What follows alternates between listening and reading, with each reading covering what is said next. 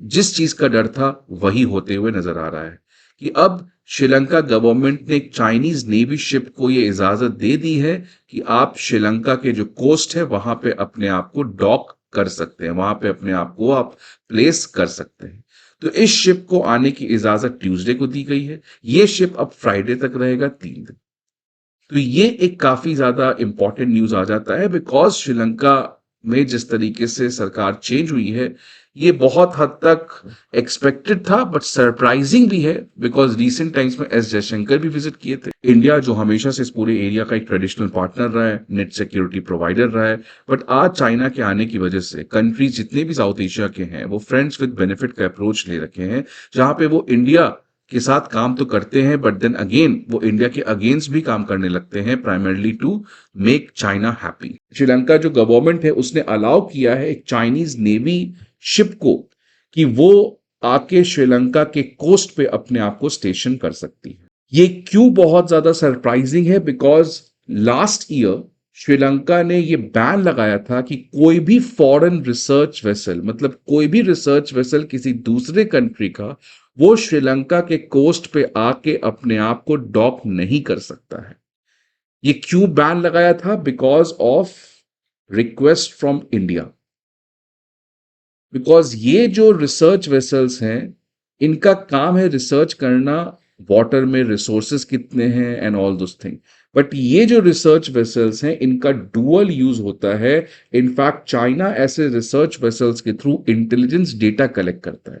अभी आपको मैंने कुछ दिन पहले बताया था स्पाई बलून के बारे में। तो चाइना जो है वो इंटेलिजेंस का भूखा है और इसीलिए वो कभी रिसर्च वेसल तो कभी स्पाई बलून भेजते रहता है। तो इंडिया के रिक्वेस्ट पे श्रीलंका ने ऐसे रिसर्च वेसल्स के ऊपर बैन लगाया था, बट अभी स्टिल ऐसे चाइनीज नेवी शिप को अलाउ करने दिया गया है डॉक करने को श्रीलंका में। तो इसलिए ये थोड़ा सा सरप्राइजिंग है। ये आप देख सकते हैं शिप का नाम है पोलैंग।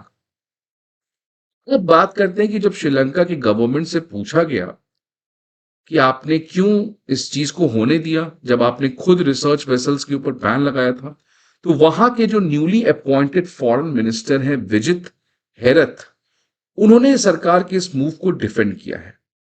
उनका कहना है कि ये रिसर्च वेसल नहीं है, rather it is a training vessel. मतलब ये शिप है जो नए नए सेलर्स को ट्रेन करने के लिए यूज किया जाता है। सरकार का जो रिसर्च वेसल के ऊपर पॉलिसी है वो अभी भी वैसा ही है, उसमें कोई भी चेंजेस नहीं हुआ है। तो सरकार का, श्रीलंका की गवर्नमेंट का कहना है कि ये एक रिसर्च वेसल नहीं, ये ट्रेनिंग वेसल है। पाकिस्तान लाइव के मुअज़्ज़िज़ नाज़रीन, अस्सलाम वालेकुम। श्रीलंका में अनुरा कुमारा की चीन दोस्त हुकूमत के इक़्तिदार में आते ही भारत के लिए मुश्किलात का एक नया सिलसिला शुरू हो गया। अनुरा कुमारा, जो खुलकर चीन के साथ ताल्लुकात बढ़ाने के हामी हैं, ने अपने मनसब संभालते ही चीन के साथ नए मुआहदे शुरू कर दिए, जिसका नतीजा ये हुआ कि श्रीलंका के साहिल पर चीनी नेवी की मौजूदगी देखने में आई।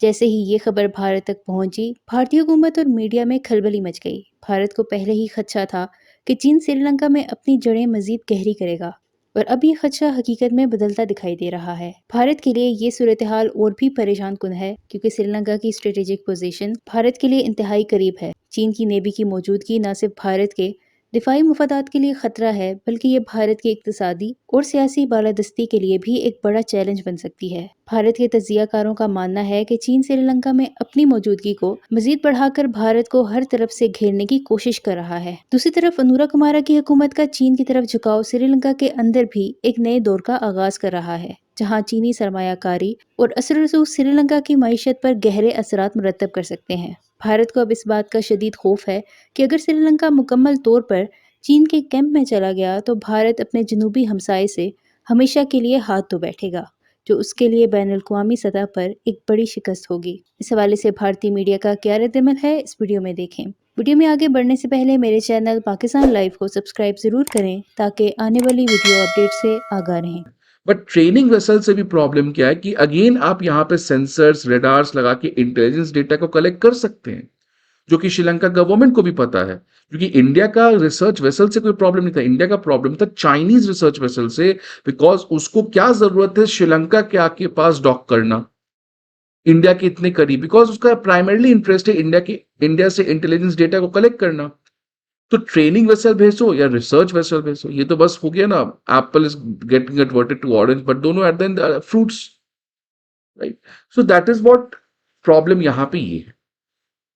श्रीलंका गवर्नमेंट का कहना है कि इससे किसी भी कंट्री को डरना नहीं चाहिए, ये बस हमारे डिप्लोमेटिक एंगेजमेंट्स को बढ़ाने के लिए है, right? Now that see how much rhetoric this foreign minister is speaking. अब ये ब्रेक इसलिए, जिस मैंने पहले भी आपको बात किया कि जो प्रीवियस गवर्नमेंट है उसने इस तरीके के रिसर्च सर्वे को, रिसर्च वेसल्स को ये इजाजत नहीं दी थी कि वो जो श्रीलंका के इकोनॉमिक एक्सक्लूसिव जोन है वहां पे आके अपने आप को डॉक कर सके। बिकॉज आपको पता है कि 2022 में एक बहुत बड़ा इंसिडेंट हुआ था जब युआंग वांग 5 जो चाइना की रिसर्च शिप थी वो श्रीलंका के हम्बनटोटा पोर्ट में अपने आप को आके स्टेशन की हुई थी महीनों तक। और श्रीलंका हम्बनटोटा पोर्ट आपको पता ही होगा कि ये 99 ईयर के लीज पे चाइना को दे दिया गया है बिकॉज श्रीलंका लोन को चुका नहीं पाया। तो इसीलिए इस इंसिडेंट के बाद इंडिया ने बहुत स्ट्रॉन्ग ऑब्जेक्शन लगाया था कि आप ऐसे रिसर्च वेसल को नहीं आने दे सकते हो। और इसके फैक्ट जो प्रीवियस गवर्नमेंट है उसने बैन भी लगाया। क्यों बैन लगाया? बिकॉज पिछली सरकार को पैसा चाहिए था और इंडिया ने, आपको पता है, $4 बिलियन का इकोनॉमिक असिस्टेंस प्रोवाइड किया है इस पूरे श्रीलंका के इकोनॉमी के कोलैप्स के समय। तो उनको पैसा चाहिए था तो उन्होंने इंडिया को हैप्पी करने के लिए इस तरीके का बैन लगाया। आज थोड़ी सी हालात ठीक है तो वापस से वो अपने उसी रास्ते पे जा रहे हैं। तो ये देख सकते हैं आप, रिसर्च वेसल युआंग वांग 5 जो श्रीलंका के कोस्ट के हम्बनटोटा पोर्ट पे आके अपने आप को कई महीनों तक डॉक कर सकता है। देख सकते हैं आप, ये सारे इंटेलिजेंस कलेक्ट करने के लिए यूज किए जाते हैं। अब यही जिस चीज का डर था वो अब लग रहा है कि रियलिटी में कन्वर्ट हो रहा है। ये पर्सन अनुराग कुमार दिस्संगी AKD जो JVP पार्टी के लीडर हैं और इनकी पार्टी इस इलेक्शन में जीत के आई है। ये प्रो मार्क्सिस्ट और प्रो चाइनीज लीडर हैं। ऑल्दो ये प्रो चाइनीज और प्रो मार्क्सिस्ट और हमेशा से इनकी पार्टी एंटी इंडिया रही है, बट रीसेंट टाइम्स में इस पार्टी का थोड़ा सा पॉलिसी इंडिया के प्रति चेंज हुआ है। आप देख सकते हैं S Jaishankar became the first foreign minister to visit Sri Lanka after the election. जब ये जीत के आए वहां पे इंडिया ने वापस से कहा कि आपके कंट्री के जो भी इकोनॉमिक रिकवरी और ग्रोथ के लिए मदद है वो हम पूरी तरीके से प्रोवाइड करेंगे।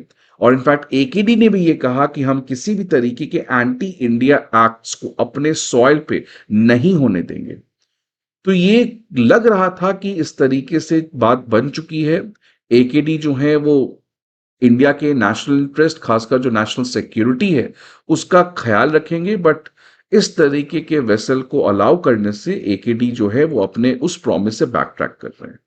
ये बहुत अनएक्सपेक्टेड और भी है बिकॉज आपको पता है रीसेंट टाइम्स में इंडिया ने बहुत हद तक श्रीलंका की इस इकोनॉमिक रिकवरी में मदद किया है। $4 बिलियन का फाइनेंशियल असिस्टेंस प्रोवाइड किया।